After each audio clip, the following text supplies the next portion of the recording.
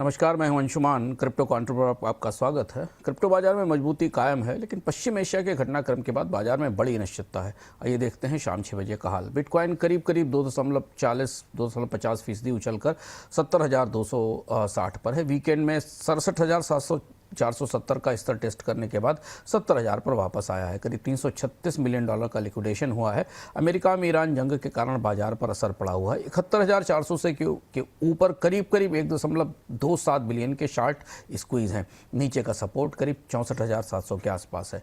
Ethereum $2,124 पर है, 2% ऊपर है। बिटकॉइन से थोड़ा बेहतर वीकली परफॉर्मेंस दिख रहा है। इथेरियम की ETF की मांग तेज सपोर्ट दे रही है।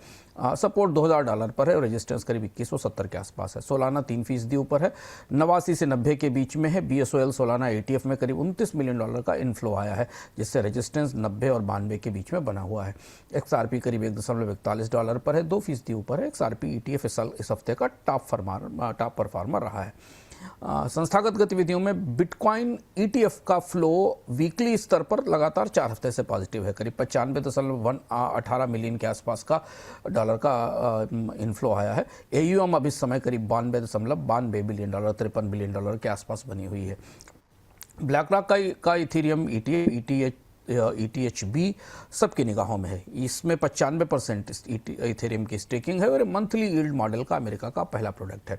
इधर मॉर्गन स्टैनले खुद अपना क्रिप्टो कस्टडी बैंक लॉन्च करने की तैयारी में है, जिस बात का इशारा करता है कि बड़े निवेशकों का भरोसा क्रिप्टो पर कायम है। रेगुलेटरी अपडेट में साउथ कोरिया ने डिजिटल एसेट एक्ट को आगे बढ़ाया है। एक्सचेंज ओनरशिप पर 20% की कैप लगाई है। इधर हांगकांग ने कस्टोडियन और डीलर रेगुलेशन के नए प्लान की तैयारी की है। डिफाई स्टेबल कॉइन में सबसे बड़ी खबर टेदर की तरफ से आई। टेदर ने Gold.com में 12% का हिस्सा लिया और एंकरेज में करीब $100 मिलियन का निवेश किया है। इधर रिटेल सेंटिमेंट में डर कायम है। फियर और ग्रीड इंडेक्स बीते सप्ताह के अंत में एक्सट्रीम फियर यानी अत्यंत भय की स्थिति में था। फिलहाल छोटे निवेशक खरीद रहे हैं, वेल्स इंतजार में है। बिटकॉइन पर भरोसा ज्यादा बढ़ा है, आल्ट कॉइन से थोड़ा डर दिख रहा है। अगले 24 और से 48 घंटे का जो आउटलुक है वो टोकन अनलॉक पर निर्भर करेगा। करीब मार्च में $5.8 बिलियन के टोकन अनलॉक होंगे। WBT सबसे बड़ा अनलॉक है। दूसरा नज़रिया ईरान और अमेरिका के बीच अगर कोई संभावित बातचीत होती है तो उस पर निर्भर होगा। आज की क्रिप्टो विजडम में टोकन अनलॉक को समझते हैं। टोकन अनलॉक जैसे IPO का लॉक इन खत्म होना है। शुरुआत में निवेशक इसे सस्ते में खरीदते हैं और अनलॉक के बाद इसे ऊंची कीमत पर बेच सकते हैं। कीमत इस बात पर निर्भर करती है, खासतौर पर टोकन अनलॉक के बाद, कि कितनी नई सप्लाई आई, कितने लोगों ने अपने टोकन बेचे और खरीदार कौन है, लॉन्ग टर्म है या ट्रेडर है।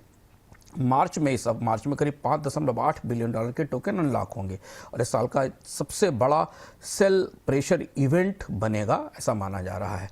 बाजार अभी अस्थिर है। इंस्टीट्यूशनल पैसा चुनिंदा क्वाइन में है, रिटेल डरा हुआ है। अगला बड़ा मूव इस बात पर तय होगा कि अगर महंगाई आती है और ब्याज दरों में बढ़ोतरी होती है, टोकन अनलॉक की क्या स्थिति और दुनिया की राजनीति जियोपॉलिटिक्स किस दिशा में जाती है। क्रिप्टो काउंटर पर आज इतना ही, फिर लौटेंगे कल नए अपडेट्स के साथ।